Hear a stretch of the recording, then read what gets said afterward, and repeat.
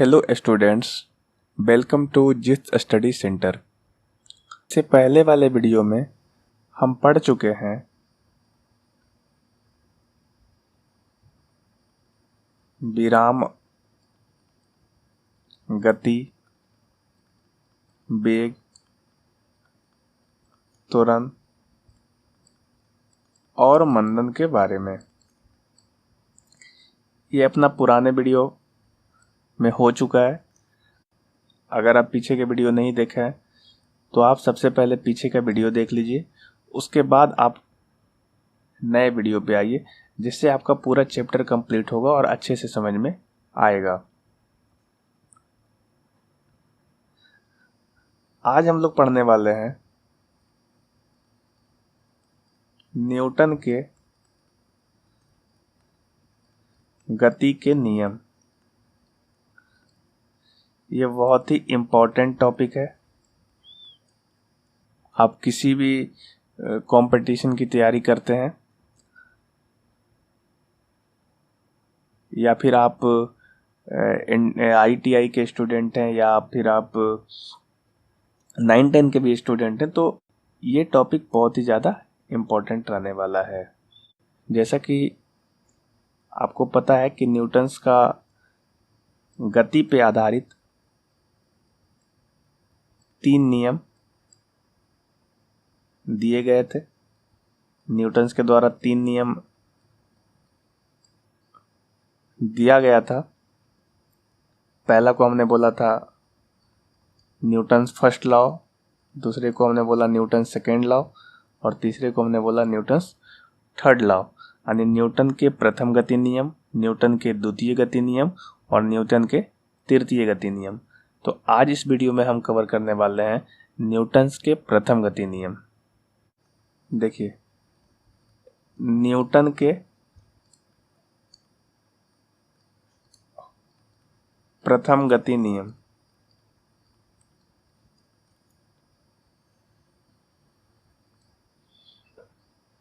देखिए, सबसे पहले आपको यह समझना होगा कि न्यूटन्स का जो नियम था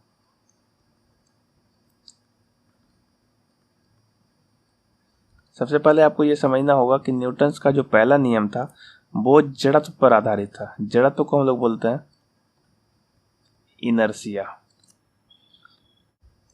तो न्यूटन के पहले नियम को पढ़ने से पहले हमें जड़त्व का थोड़ा सा अध्ययन करना होगा कि ये जड़त्व क्या होता है।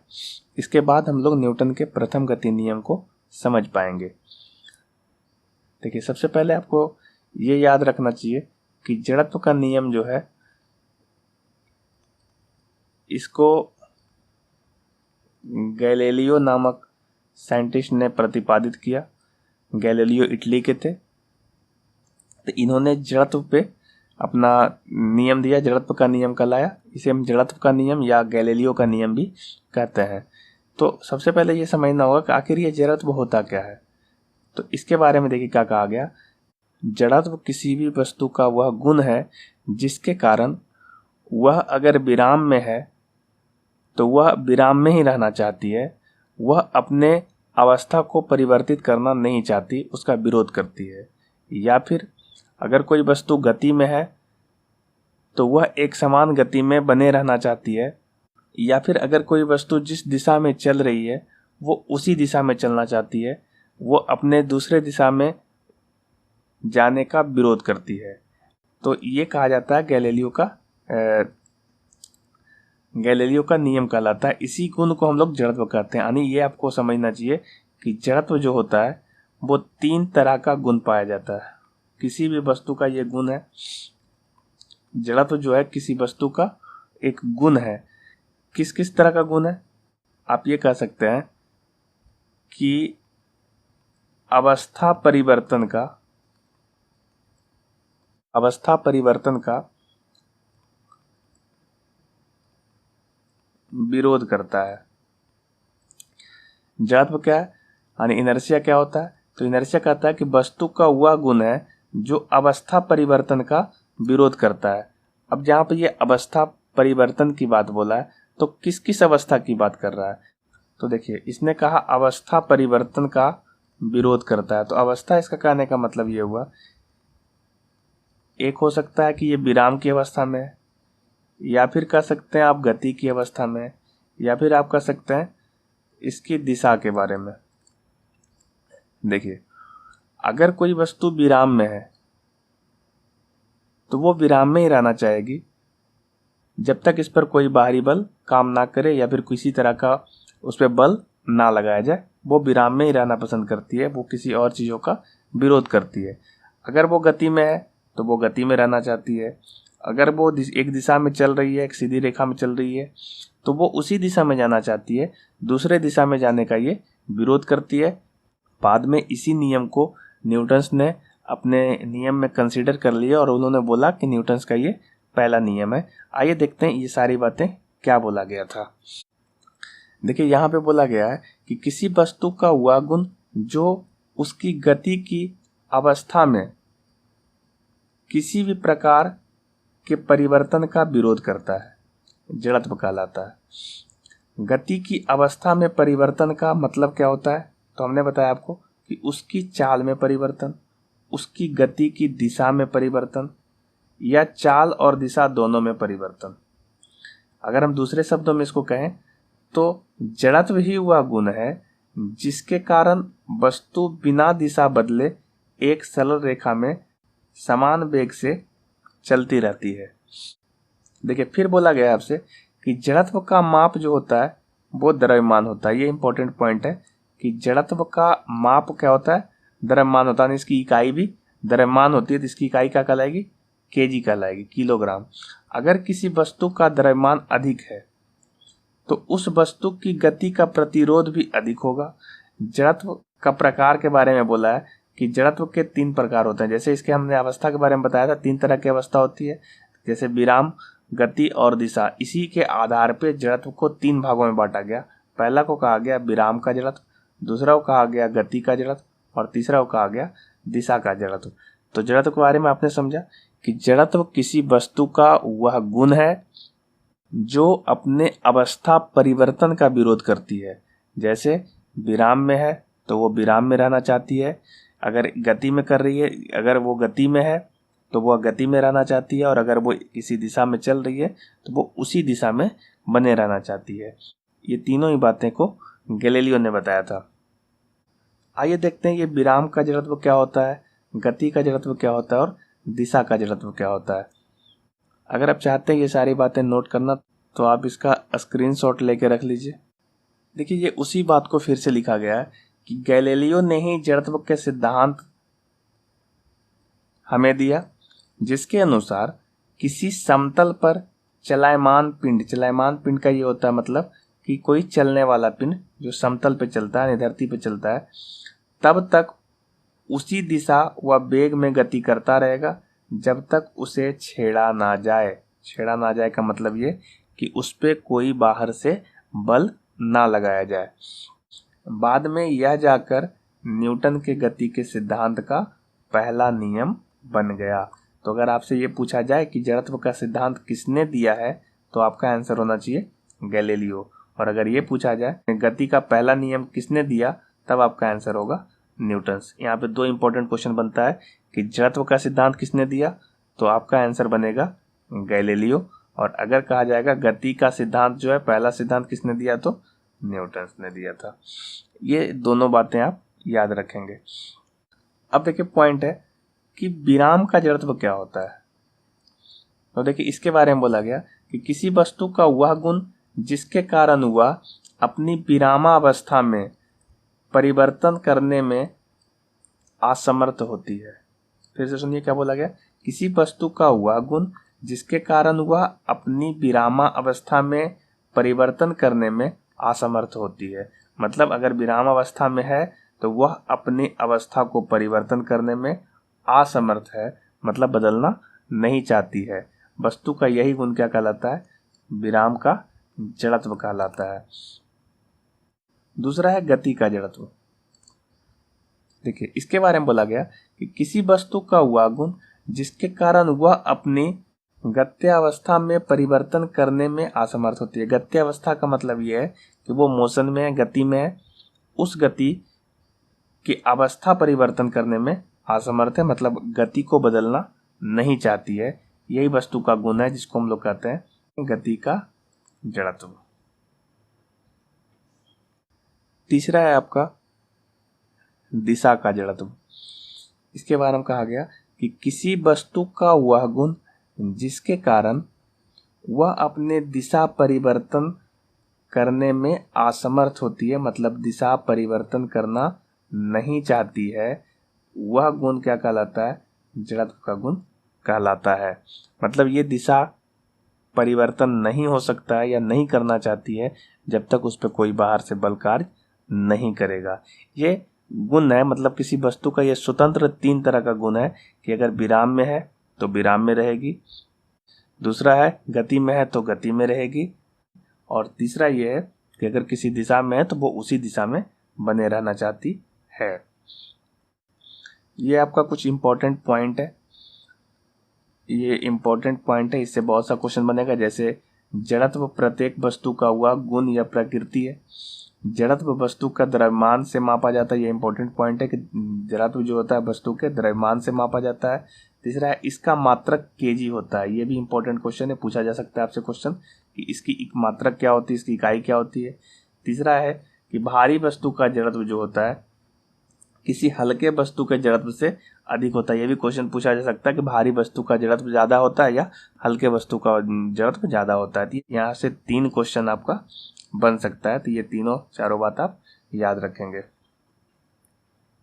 अब ये कुछ उदाहरण है, जैसे विराम के जड़त्व का कुछ उदाहरण है, ये भी आपका इंपॉर्टेंट टॉपिक है। यहाँ से बहुत सा क्वेश्चन आपके एग्जाम में पूछा जा सकता है। जैसे देखिए यहाँ बोला गया कि कंबल को छड़ से पीटने पर धूल कण का बाहर आ जाना।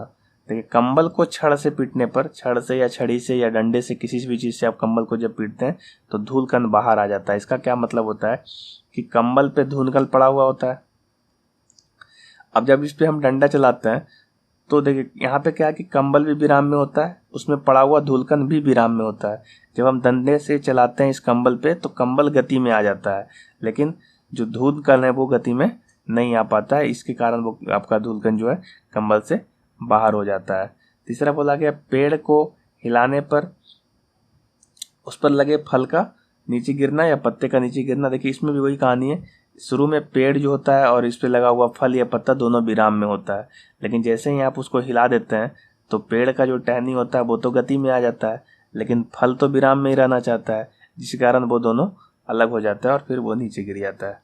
फिर बोला है कि मोटर कार के एकाएक चलते पर उसमें बैठा व्यक्ति पीछे की ओर झुक जाता है। देखिए ये अच्छा एग्जाम्पल है कि जैसे मोटर कार में कोई व्यक्ति खड़ा है, अभी दोनों ही विराम में था, मोटर कार भी विराम में था और ये भी विराम में था। अब एकाएक मोटर कार चलने लग जाता है तो ये वस्तु जो ये तो विराम में रहना चाहती है और ये मोटर कार चलना शुरू कर देती है, जिसके कारण ये बस जो ये आदमी खड़ा होता है इसमें ये पीछे की तरफ गिरने लग जाता है। यही बोला गया कि पीछे की तरफ झुकने लग जाता है। आपको पता कैसे चलेगा कि जो एग्जाम्पल दिया गया वो विराम का उदाहरण है या गति का उदाहरण है?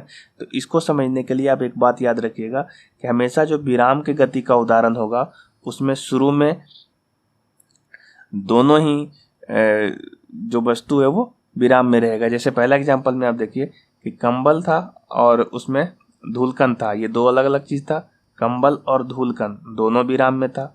फिर पेड़ और उसमें लगे फल ये दोनों ही विराम में था। मोटर कार और उसमें खड़ा व्यक्ति या वस्तु ये दोनों ही विराम में था। तो शुरू में दोनों ही जब विराम में रहेगा तो वह एग्जाम्पल विराम के जड़त्व का होगा। अगला है आपका गति के जड़त्व का उदाहरण। देखिए हम कैसे पकड़ेंगे कि गति के जड़त्व का उदाहरण है? तो सेम ही चीज़ है कि यहाँ पे दोनों ही पहले गति में होगा। जैसे यहाँ पे पहला एग्जाम्पल देखिए क्या बोला है कि लंबी कूद के खिलाड़ी कुछ दूर पहले दौड़कर छलांग लगाते हैं। देखिए क्या होता है कि जब इस छलांग लगाता है तो क्या होता है कि यहाँ से कोई दौड़ना शुरू करता है और मान लो कि इसको यहाँ से यहाँ तक जंप करना है या फानना है, तो ये क्या करेगा, दौड़ते हुए आएगा और इस पोजीशन पे आते के साथ ये अचानक यहाँ से छलांग लगा देगा। तो इसमें क्या होता है कि जब ये पीछे से दौड़ता है, इसका मतलब ये है ये अपने आप को गति में कर लेता है और जैसे ही ये गति में करता है और अचानक यहाँ पे आके अपना छलांग लगा देता है, मतलब अपनी गति को यहाँ पे अचानक रोक देता है और छलांग लगाता है। तो ये जो गति है ये गति इसको मिल जाता है, मतलब गति में है तो गति में रहना चाहता है और जिसके कारण ये यहाँ से छलांग लगा पाता है। दूसरा बोला है कि चलते वाहन में एकाएक ब्रेक लगने पर उसमें बैठा व्यक्ति आगे की ओर झुक जाता है। ये देखिए सेम ही चीज़ है। पहले गाड़ी चल रहा था, गाड़ी में एक व्यक्ति खड़ा था, देखिए यहाँ पे दोनों गाड़ी भी गति में है और उसमें खड़ा व्यक्ति भी गति में है, और अचानक गाड़ी रुक गया, पर व्यक्ति तो गति में था, वो गति में रहना चाहता था। इसके कारण ये व्यक्ति क्या होगा, गति में रहना चाहता था, इसलिए वो आगे की तरफ झुक जाता है। ये दो बेस्ट एग्जाम्पल है इसका। तो ये एग्जाम्पल आप याद रखिएगा, कब वो गति का जड़त्व होगा और कब वो विराम का जड़त्व होगा। तीसरा है आपका दिशा के जड़त्व का उदाहरण। दिशा के जड़त्व के उदाहरण का एक बेस्ट एग्जाम्पल हम आपको बता देते हैं।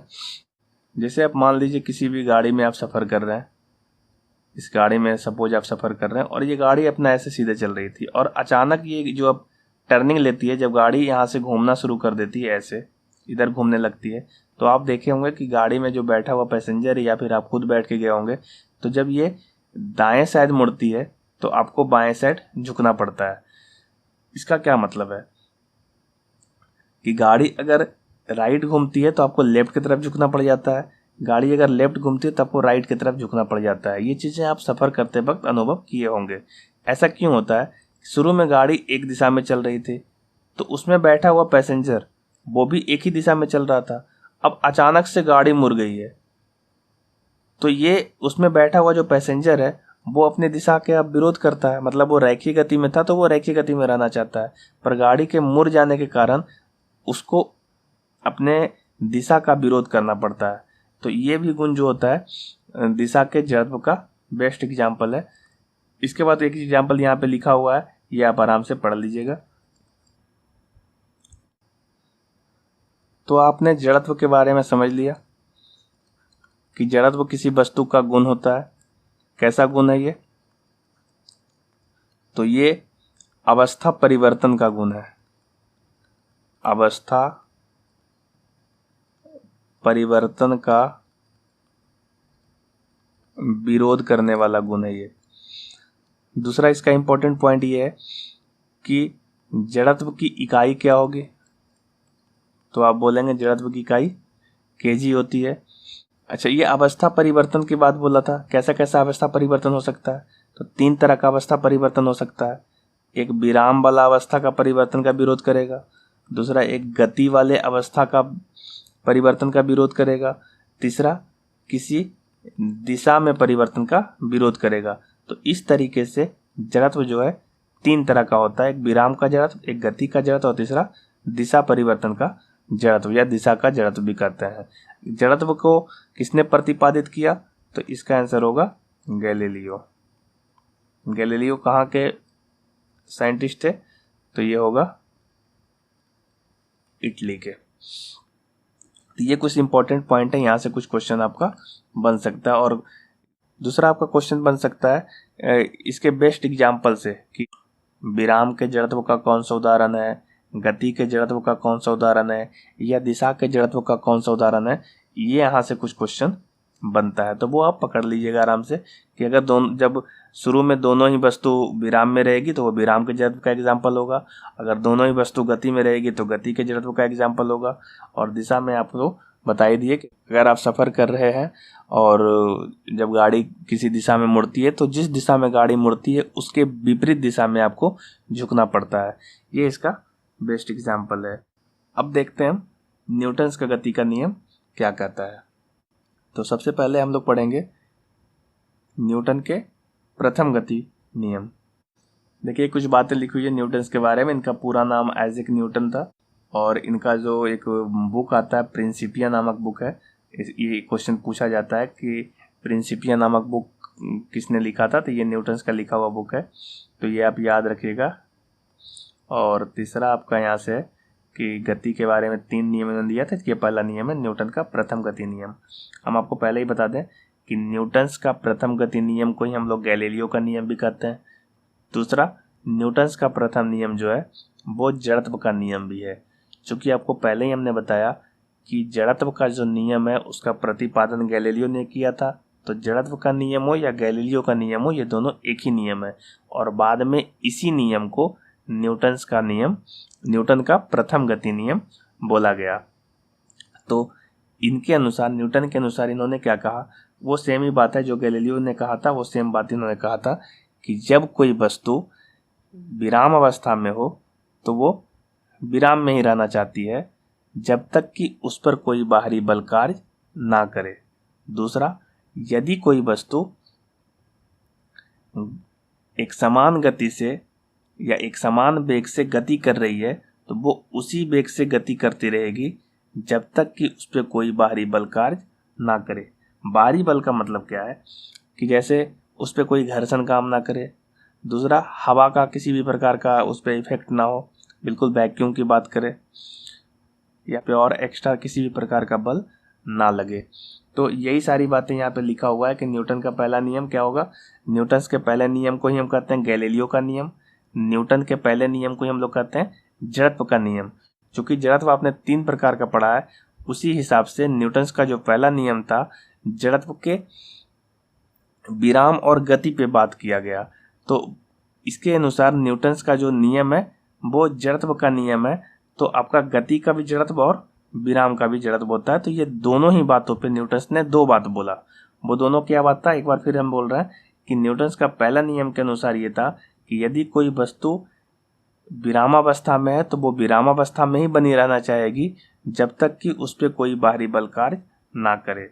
दूसरा, यदि कोई वस्तु एक समान वेग से गति कर रही है तो वह एक समान वेग से ही गति करते रहेगी जब तक कि उस पर कोई बाहरी बल कार्य ना करे।